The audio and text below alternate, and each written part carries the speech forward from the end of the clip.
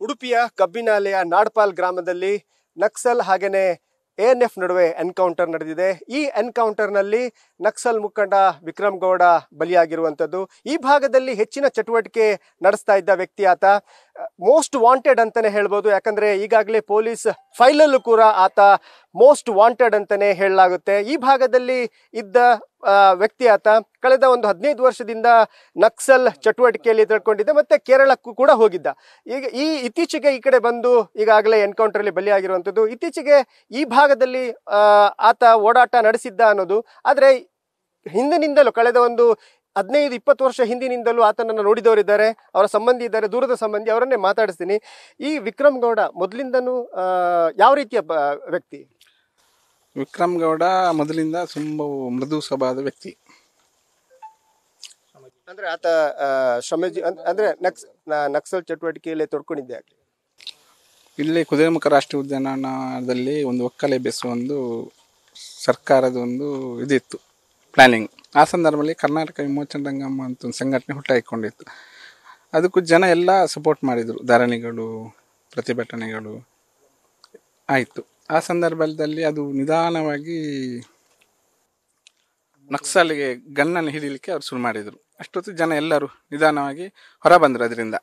ನಾವು ಆ ಸಂದರ್ಭದಲ್ಲಿ ಅವರೊಟ್ಟಿಗೆ ಇತ್ತು ಹೋರಾಟದಲ್ಲಿ. ಎಲ್ಲ ಜನ, ಊರಿನ ಜನ ಎಲ್ಲ ಹೋರಾಟದಲ್ಲಿ ಇದ್ದು, ಬೇರೆ ದಾರಿ ಇರಲಿಲ್ಲ. ವಿಮೋಚನಾ ರಂಗದಲ್ಲಿ ಎಲ್ಲ ಜನ ತೊಡಗಿಸಿಕೊಂಡ್ರು. ನಿಧಾನ ಜನ ಗನ್ ಅವ್ರು ಯಾವತ್ತು ಹಿಡಿದ್ರು ಅದನ್ನು ಬಿಟ್ಟು ಜನ ಹೊರಗೆ ಬಂದರು. ಯಾಕಂದ್ರೆ ದೇಶದ್ರೋಹಿ ಕೆಲಸದಲ್ಲಿ ನಾವು ತೊಡಲಿಕ್ಕೆ ಸಾಧ್ಯನೇ ಇಲ್ಲ. ಏನಿದ್ರು ಒಂದು ಧರಣಿಗಳು, ಸತ್ಯಾಗ್ರಹಗಳು, ಅದರಿಂದ ನಾವು ನ್ಯಾಯವನ್ನು ಪಡಿಬೋದು ಹೊರತು ಬಂದೂಕನ್ನು ಹಿಡಿದು ನಮಗೆ ನ್ಯಾಯವನ್ನು ಪಡೀಲಿಕ್ಕೆ ಸಾಧ್ಯ ಇಲ್ಲ ಎಂಬ ಒಂದು ದಿಸಿಟ್ಕೊಂಡು ನಾವು ಹೊರಗೆ ಬಂದಿದ್ದೇವೆ. ಬಟ್ ಏನಿದ್ರಲ್ಲಿ ವಿಕ್ರಮ್ ಗೌಡ ಅಂತ ಕೆಲವು ಕೂಡ ಹೊರಗೆ ಬರಲಿಲ್ಲ.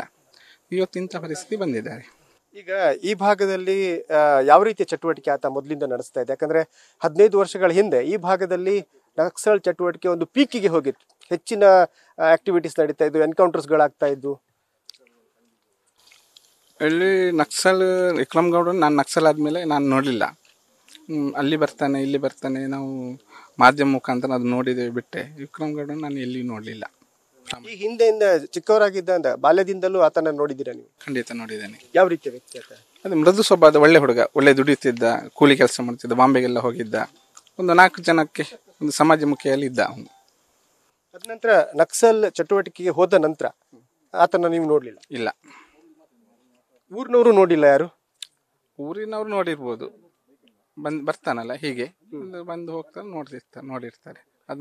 ಇತ್ತೀಚಿನ ತಿಂಗಳಲ್ಲಿ 1-2-3 ತಿಂಗಳಲ್ಲಿ ಈ ಕಡೆ ಚಟುವಟಿಕೆಗಳು ಜಾಸ್ತಿ ಆಗ್ತಾ ಇತ್ತು, ನಕ್ಸಲ್ ಚಟುವಟಿಕೆ ಹೆಚ್ಚಿತ್ತು, ತಿರುಗಾಟ ಹೆಚ್ಚಿತ್ತು ಅನ್ನೋದೊಂದು ಮಾಹಿತಿ ಇತ್ತು. ಅದೇನಾದ್ರೂ ಈ ಕಡೆ ನಿಮ್ಮ ಗಮನಕ್ಕೆ ಬಂದಿತ್ತ? ಇಲ್ಲ, ನಿಮ್ಮ ಮಾಧ್ಯಮ ಮುಖಾಂತರ ನಾವು ನೋಡಿದ್ದು. ಅಲ್ಲಿ ಬಂದಿದ್ದಾರೆ, ಇಲ್ಲಿ ಬಂದಿದ್ದಾರೆ, ಹೇಗೆ ಅಂತ ಅಷ್ಟೇ ಬಿಟ್ರೆ.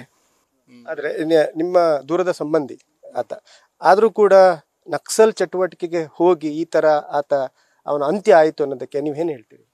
ಖಂಡಿತವಾಗಿ ನಾವು ಸಂಬಂಧದಲ್ಲಿ ಮೊದಲು ಸಂಬಂಧ ಅಂತ ಹೇಳ್ಬೋದು. ಈ ಸಂದರ್ಭದಲ್ಲಿ ನಾವು ಸಂಬಂಧ ಅಂತ ಹೇಳಲಿಕ್ಕೆ ಸಾಧ್ಯ ಇಲ್ಲ. ಯಾಕೆಂದ್ರೆ ಅವ್ರು ಒಳ್ಳೆ ಒಂದು ಕೆಲಸ ಮಾಡಿದರೆ ಖಂಡಿತವಾಗಿ ಸಂಬಂಧಿತ ನಾವು ಒಪ್ಕೊಳ್ಬೋದು. ದೇಶದ್ರೋಹಿ ಕೆಲಸ ಯಾವತ್ತು ಯಾರೇ ಮಾಡಲಿ, ಅದು ನಾನೇ ಮಾಡಲಿ, ಅದು ನಾವು ಒಪ್ಪೋಕ್ಕೆ ಸಾಧ್ಯ ಇಲ್ಲ ಸಂಬಂಧ ಅಂತ. ಧನ್ಯವಾದ. ಇದು ಹತನಾದ ವಿಕ್ರಮ್ ಗೌಡ ಅವರ ಸಂಬಂಧಿಯ ಮಾತು. ಕ್ಯಾಮರಾಮನ್ ಪ್ರಶಾಂತ್ ಅವರೊಂದಿಗೆ ಕಿರಣ್ ಸಿರ್ಸಿಕಾ, news first, Mangaluru. News first ನಿರ್ಭೀತಿಯಿಂದ ನಿಮ್ಮ ಪರವಾಗಿ.